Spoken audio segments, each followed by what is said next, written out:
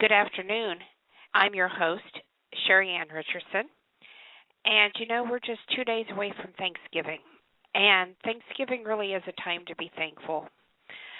A time to be thankful for everything you have, for everything that you've managed to succeed in over the past year, for your family, your livestock, and the freedom to be able to live the homesteading lifestyle if that's what you choose. There's a lot of advantages to having a Thanksgiving when you live on a homestead. For one, you don't have to go to the grocery store and buy all of your food. Many of the foods you can grow or raise yourself if you've been preserving it. You simply need to go into your pantry or your freezer and get out what you need. One of the great things that I like to preserve and use at Thanksgiving time is fruits. Apples and cherries and pecans make great pies. Some people like pumpkin pie, and certainly you can puree and can your own. But there's just a variety. And, of course, there may still be some fruits outside that you can collect fresh, or if you have a root cellar, you may have fresh fruit down there that you can bring up and serve. Another thing that I like to use that I grow myself over Thanksgiving is the vegetables that I grow. These may be fresh, canned, dehydrated, or even frozen. Because after all, a lot of times it's so busy during gardening season that I don't have time to can or dehydrate, so I simply prepare the vegetables and I put them in a freezer bag and I freeze them. And then later in the year when things slow down, which is usually winter, I can bring those frozen vegetables out and I can use them in canned goods. I can dehydrate them, eat them just as they are. And, of course, herbs. As we all know, seasonings are fairly expensive when you go to the grocery store. And you can save that $4 or $5 a bottle if you grow your own herbs and learn which herbs to use to make the spice blends that you really like. I really like to use sage in my stuffing at Thanksgiving time. I just think that makes all the difference in how things taste. I also like to use a lot of garlic, which of course I grow and I dehydrate and then I powder. But I also have garlic scapes. So if I do run out of the dried garlic, I still can use garlic. And the way I prepare those is I cut the stalk right before the flower opens, and this would happen in late spring. I'd cut that flower top off, and then I cut the garlic scapes up into small pieces, maybe 1/4 inch wide, and I put a layer of sea salt in the bottom of a canning jar, and I put a thin layer of the scapes, and then I add another layer of sea salt, and I keep doing this until I run out of the garlic scapes, and then I put a lid on, and I store this in my refrigerator. And, of course, I get 2 products out of it. The first one is the garlic scapes, and if you don't want the salt, you can rinse them off before you use them. But I also get the salt, and that does have a little bit of a garlic flavor to it because, of course, it absorbs all the juices that the garlic scapes let off. And so this is a great way, again, to preserve another product that you can grow yourself. And I also grow a small amount of grains, mainly wheat, although I have grown amaranth, I've grown flax, I've grown oats. And what I do with my wheat is I grind it up. I store it in the refrigerator, of course, inside of a container so it doesn't draw moisture or anything. And this is after I dry it, of course, because I do dry my grains before I put them away. And then I just grind them up, and I use that to make fresh baked bread or other products. You could, of course, sprout the grains if you wanted. You could make cereal out of them. You could do a lot of different things. And so these are all ways that you can use what you grow on your homestead in your Thanksgiving meal. Or if you're not going to make a meal, you could prepare foods to take to wherever you're going to have your Thanksgiving meal. And again, this is a great way to save money. I'd love to hear what kind of things you like to use in your Thanksgiving meal that you grow yourself. Our guest call-in line is 347-215-8604. And again, this is the Experimental Homesteader Blog Talk Radio Show. I'm your host, Sheri Ann Richerson. And you can find out more information about us by going to my website, experimentalhomesteader.com. And that is experimentalhomesteader.com. And you will see that I live on a 2.5-acre farm. I try to be as self-sufficient as possible. So everything that I'm talking to you about on these shows, I'm actually doing myself. Another way that you can save money on your Thanksgiving meal is by butchering your own meat, whether this is a pig for a ham, a turkey, or maybe you want to be a little bit less conventional and you want to have a chicken or a duck or a quail. These are all animals that you can raise on a small homestead because they don't take a lot of land. And you can butcher yourself. Or if you don't want to do that, there are butcher shops where you can actually take the animals in live and give them to them, and they will butcher them for you. So a lot of different things you can do. Maybe you can find a neighbor or a friend that is willing to come over and do the butchering and trade for part of the meat. And not only will you save money, but the food that you grow yourself tastes so much better than anything you can buy. You have control over how it's raised. If you want to feed it organic feed, you can.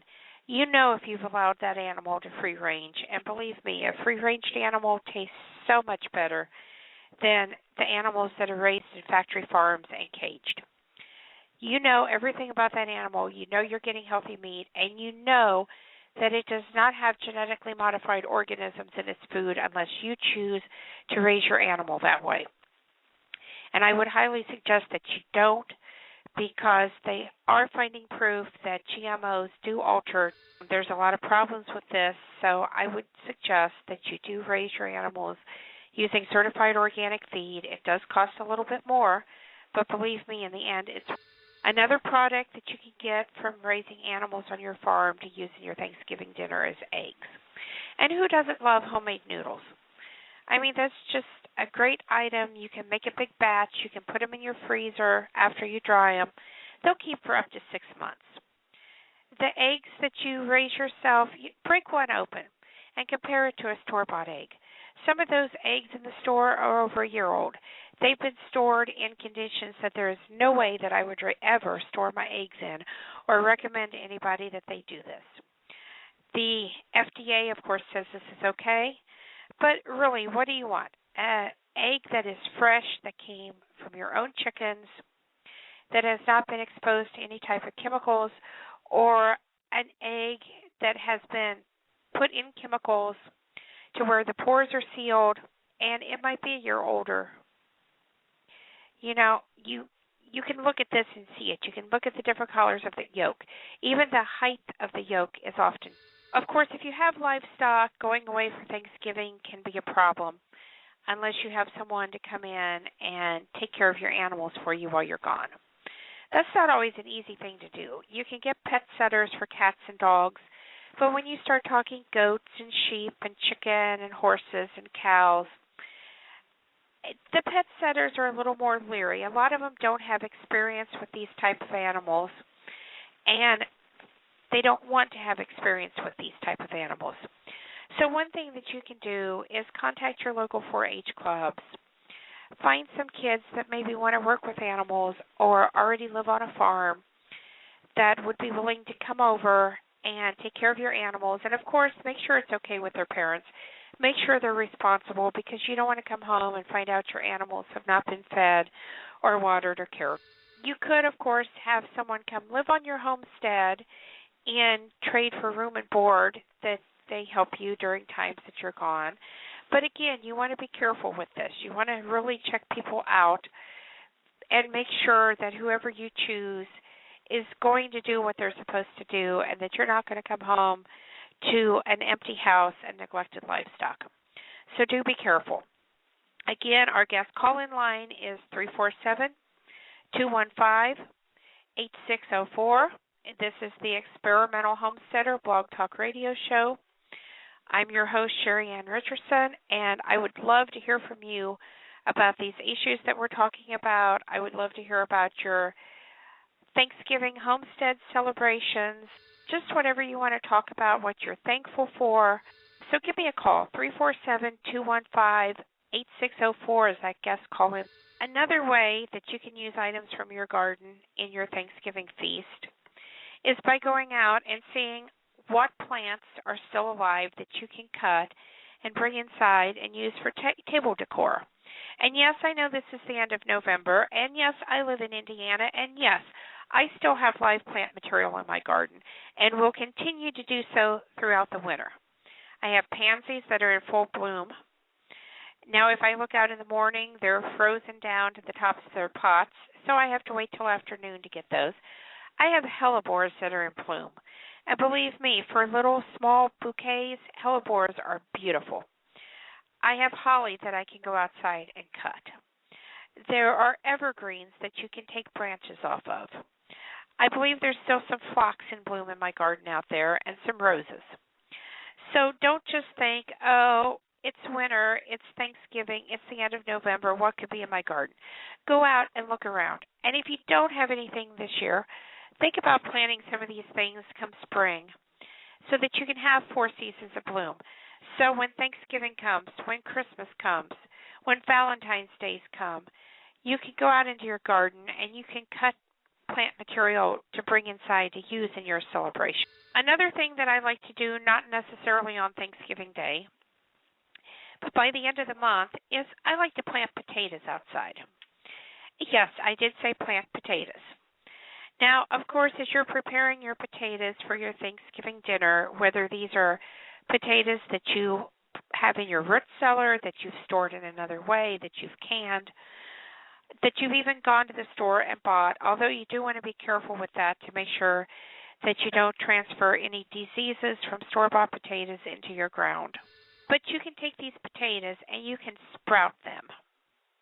And once the eyes start growing, cut them up. Let the ends that you've cut dry up for a couple days, 3-4 days. Go outside before the ground freezes and dig yourself a 12-inch trench. The size of the trench, as far as length, is going to depend on how many potatoes you have. But it does need to be 12 inches in depth. And then what you're going to do is you're going to fill the bottom of that trench with 4 inches of grass clippings, hay or straw that you've dug out of your goat stalls, your sheep stalls, your chicken coops, out of your compost pile if that's where it's at. You can use leaves if that's what you need to do. And basically what you're going to do is fill that 12-inch trench up with 4 inches of this dried plant material. Then you're going to lay your sprouted potatoes on top of this. You're going to put 4 more inches of this same type of material on top of these sprouted potatoes. And then you're going to put down an inch or so of soil. You only want enough soil to cover the dried plant material to keep it down so it doesn't blow away off of your potatoes. You can put a cold frame over this if you like, or put a piece of plastic and hold it down with brick or rock or sandbags or whatever you have. Or you can just leave it exposed. It doesn't matter. Because these potatoes are going to start growing roots during the winter. By early spring, you're going to start seeing growth on these, and as soon as you see that, you need to start backfilling with soil or compost or whatever kind of material you want to put back in this. You could use straw and plant material again if you wanted. And by the end of May, guess what you're going to have? You're going to be harvesting potatoes that you grew over the winter when your garden would otherwise be doing nothing, unless, of course, you're growing grains. So by the time those potatoes come out of the ground, it's going to be ready for you to put in some of your warm weather crops, your eggplants, your peppers, your tomatoes. Although you do want to be careful putting tomatoes where potatoes have been because they are in the same family. Also, all of that plant material that you put in for those potatoes to grow on is going to have broken down by this point. So you're going to have some rich organic matter in there that you can work into the soil if you like, or you can just leave it lay and, like I said, pile up some soil on top and you're good to go. You can also add some new compost, and you should add new compost because the potatoes could have used up a lot of the nutrients that were in this plant material as it was breaking down. So it's always a good idea to add an additional 3 inches of compost over your garden in the early spring, and I recommend doing this again in the fall because the plants will take up what they need. And you do want to make sure that there is plenty of organic matter in there. It's going to make your soil better. And if you're like me and you have clay soil, you need all the help you can get. And really, you don't have to do anything else to the potatoes. So again, this is the Experimental Homesteader Blog Talk Radio Show. I'm your host, Sheri Ann Richerson. My guest call-in line is 347-215-8604. And we are talking about Thanksgiving on the homestead. Again, it is a time to be thankful for everything that has happened over the past year. And remember, even if it was something bad that has happened, when bad things happen, another door opens up that you can walk through. So don't feel like it's the end of the world. Don't feel depressed.